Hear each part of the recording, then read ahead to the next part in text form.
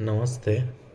Recce જેણે શીખેલી હોય ને એમણે છે ને એવું કહે કે ક્રોસ પગ નહીં કરવો, ક્રોસ પગ કરો ને તો નેગેટિવ થાય. બટ એનર્જી બેલેન્સ કરવા માટે પોઝિટિવ અને નેગેટિવ એનર્જી બંને બેલેન્સ કરવી જરૂરી છે. મને એવો અનુભવ થયો કે હું પોઝિટિવ એનર્જી લીધા કરું ને તો મને તકલીફ પડે છે. એનું એક્ઝામ્પલ એવું આપું કે સારા સારા જે મહર્ષિઓ કે પરમહંસ થઈ ગયા ને એમને પણ રોગ થયા હતા. એનું કારણ એ હતું કે એ વધારે પડતા પોઝિટિવ થઈ ગયા હતા. એના કારણે પણ રોગ થાય. એટલે એને બેલેન્સ કરવા માટે પગ ક્રોસ કરો ને રેકી લેતી વખતે તો એ એનર્જી બેલેન્સ થઈ જાય છે અંદર, અને એના કારણે જે રોગ થવાના હોય એ અટકી જાય છે. એટલે ક્રોસ પગ કરવા બી ખોટા નથી. અને જો એને યીન અને યંગ જ છે, પોઝિટિવ અને નેગેટિવ એનર્જી બેલેન્સ કરવા માટેની જ વસ્તુ છે. વધારે પડતા પોઝિટિવ કે વધારે પડતા મોસ્ટલી બધા રેકી શીખવાની શરૂઆત કરે ત્યારે નેગેટિવ ફેઝમાં હોય, એટલે એ શરૂઆતમાં એમણે બદલવું પડે, સ્ટ્રેટ પગ રાખવા પડે, આમ સીધા બે પગ સીધા રાખવા પડે. પણ પછી તમે આમ કરીને પગ રાખો તો બેલેન્સ થાય છે. જ્યાં સુધી તમારે પોઝિટિવ એટલા ના થઈ જાઓ કે તમારા નેગેટિવ માટે બી જરૂર પડે તો ઠીક છે, બાકી પોઝિટિવ જ લીધા કરવાની એનર્જી.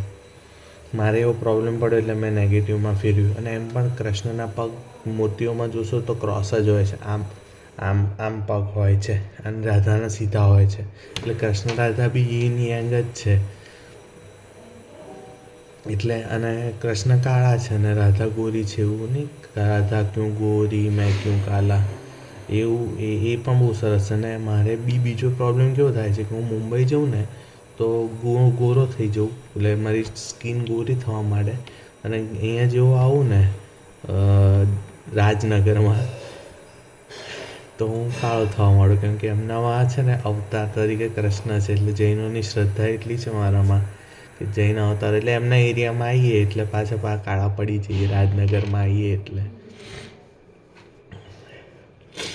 એટલે એવું પ્રકારનું કામ થઈ રહ્યું છે. ઘણાને બી થતું હશે આવું, પણ મારે તો આવું સ્કિન કલર ચેન્જ થઈ જાય, એ બી વિધિન 1 or 2 days.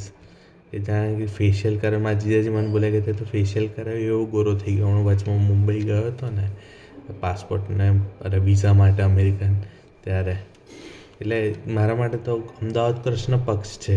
એટલે ગુજરાત કૃષ્ણ પક્ષ, અને ગુજરાત તો છે જ, રાત નામ જ છે રાત, એમાં ગુજરાતમાં જ રાત છે તો એમાં કૃષ્ણ પક્ષ છે. ને મહારાષ્ટ્ર જવું તો શુક્લ પક્ષ છે. એટલે મુંબઈને અમદાવાદની ખબર છે. અમદાવાદ ગુજરાતના બીજા જિલ્લાઓની મને નથી ખબર, અને મહારાષ્ટ્રના બી બીજા જિલ્લાઓની મને નથી ખબર, પણ મુંબઈ અને અમદાવાદમાં તો આવું થાય છે. એટલે રેકી લો તો તમે નેગેટિવ એનર્જી બી બેલેન્સ કરવા માટે પગને પર પગ ચઢાવી શકો છો.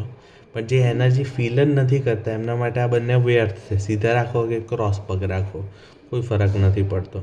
જે એનર્જી ફીલ કરે છે એમના માટે એ જરૂરી છે કે સીધા અને ક્રોસ પગમાં એ સમજે ને અંતર સમજે અને પ્રયોગ કરે.